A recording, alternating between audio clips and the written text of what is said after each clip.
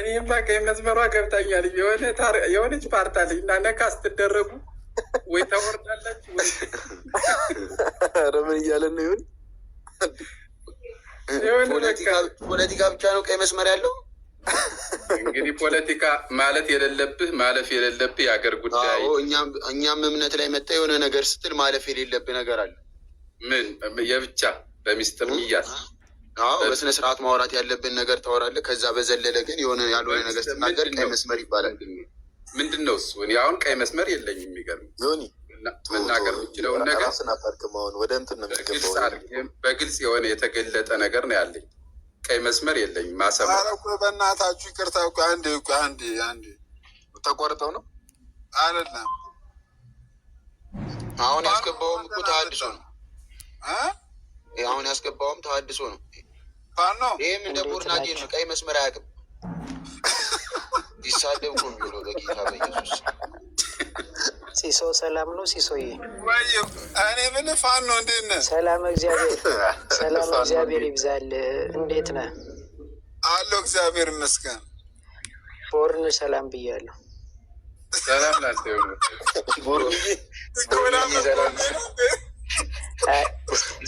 ሲሶ ያው የአንተ ቤት ስለሆነ ነው እንጂ ያው ብዙም እንትን አልልም ነበር። ኧረ ማማይ ዛሬ እያዘነብሽ ነው በጠዋቱ። ማማይ ምን ሆንሽ ነው? በሰላም ነዋ ሲሶ?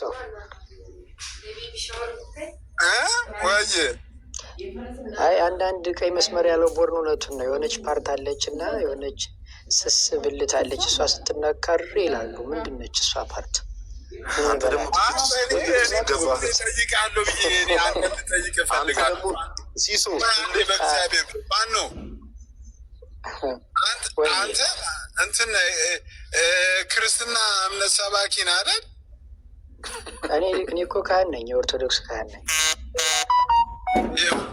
አይደለ ፋኖ ብሎ ካረ ቦርን ያላት ነገር ተመችታኝ ነው። የሆነች ፓርት አለች እና እሷ ቀይ መስመር ስትነካ ትንሽ መንጫጫት ይበዛዋል ሲል ነበር እና እኔም እደግፈዋለሁ። ለዛ እሷ ፓርት ስትነካ የሚገርምህ መሰለህ ፋኖ አሁን በአንተ የተነሳ እኔ አዲስ አበባ ላይ እንዳልገባ ይኸውልህ ምን አለ መሰለህ፣ ይኸውልህ ዋና ፓርት አለች የሆነች የድሮዋን ኤፕሊፕስ ሬዲዮ ታውቃታለህ? የሆነች በእንጨት ወይ በምናምን ነካ ስታደርጋት አረሲስ በማርያም ፖለቲከኛ እያስገባት ታሰድበን። ስለዚህ እሷ ፓርት ስትነካ ወይ ያወርደዋል ወይ ይጮሃል። ምንድነው እምነቱ? እኮ ለምን አናወራውም? ይህንን ሰውዬ የኦርቶዶክስ ካህን ነኝ እያለ ስለሆነ ለምን አናወራውም? ሊቀ ተዋህዶ የኦርቶዶክስ ካህን ነህ? አሮማ ቸርች ነኝ። እኔ ዝም ብዬ ሰንበት ተማሪ ምናምን አይደለሁም። እንደዚህ ሚዲያው ላይ እንደምናየው ካህን ነኝ፣ ካህን ነኝ። ኦኬ፣ በጣም ጥሩ። ቤተክርስቲያን ሁለት ቦታ የተከፈለችው ስንት ዓመተ ምህረት ላይ ነው? እኔ ልጠይቅ ጥያቄ መጀመሪያ መልስልኛል።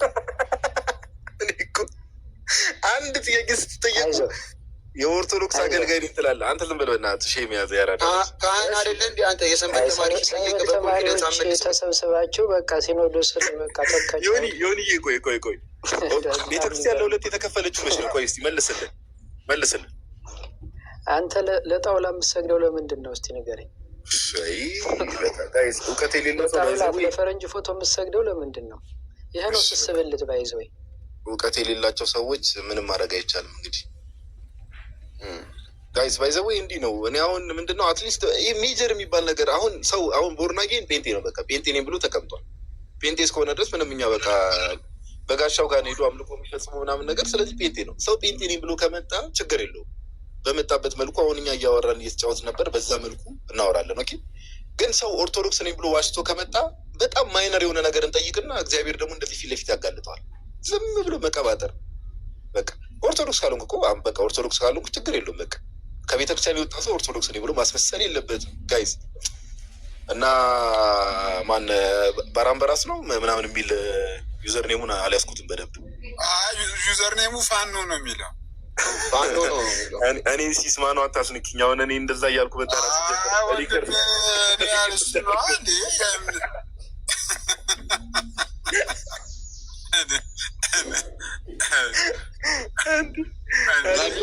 ወይ ልታስቢኝ ነው እንዴ? ሰሞኑ ሙስሊሞቹ ይዞኛል፣ በዚህ በግራ ደግሞ ልደግሚኝ ነው መሰለኝ። ያራዳልች። እሺ የአበበ ጉላትን ሞት አረጋጋጭ ነበር እኮ ከቀለሜ ጋር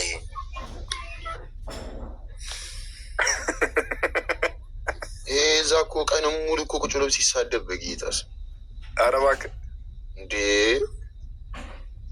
ቀለሜ የራሱ ስድብ ሲያልቅበት ከሱ ነው የሚወስደው።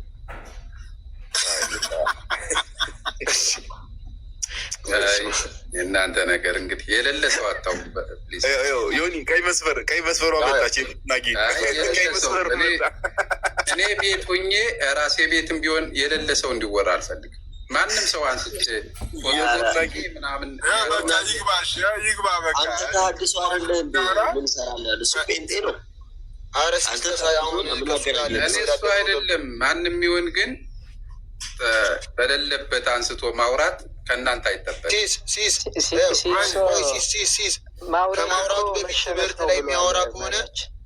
ላይ የሚያወራ ከሆነ ብቻ ከሆነ ነው ሲስ ፋኖ እንደዛ ብቻ ነው እኔ አንዲት እኔ በእውነት ነው የምልህ ሲሶ ግብረ በግዝ ካሉኝ እነዚህ ሰንበት ተማሪዎች እኔ እቀጣለሁ። እኔ እቀጣለሁ። አንዲት ውዳሴ ማርያም ሰጥቻቸው እነዚህ ሰንበት ተማሪዎች እሺ አንተ ካንኮንክ የቤተክርስቲያኒቷን ትምህርት ጠንቅቀህ ከሆነ ምንም አይነት እነዚህን ሰንበት ተማሪዎች ልጠይቃቸው የኔ ካህን አለመሆኔን በዚህ ይመሰከራል። እነዚህ ሰንበት ተማሪዎች አዲስ ውዳሴ ማርያም ወይ አንቀጸ ብርሃን ጠይቂያቸው ከወጡ እውነት እኔ ልቀጣ። ፊት ለፊት ማውረድ ግን አታውረዱ። ግን ማውረድ መሸነፍ ነው። ለዛ ነው ሲኖዶስን ቲክቶክ ላይ እየመሰረታችሁት መሬት የሰንበት ተማሪዎች ጥያቄ ጠይቅ እንጂ አንተ ካህን አይደለ እንዴ? ሰንበት ተማሪዎች ጠየቁ ጠይቅ ማመልስ ከእንትና ሲባሉ ስለምስለና ግን ሰንበት ቤትን በቃ አታግማሞ ብራዘር። እኔ ወደ ካባ ልሸኝት ያራዳልሽ። ይህ በእውቀት የማያወራ ሰው ምንም ያንተንም ቤት ዝም ብሎ ማድቀም ነው የሚሆነው። ፓፓ ከጦርነቱም ከክህነቱም ያልሆነ ሰው ነው። ኧረ ጦርነትን የለውበትም። ኧረ ነቆራ አቤኒ ካገባ በኋላ ጭው ይጨምራል። ያራዳል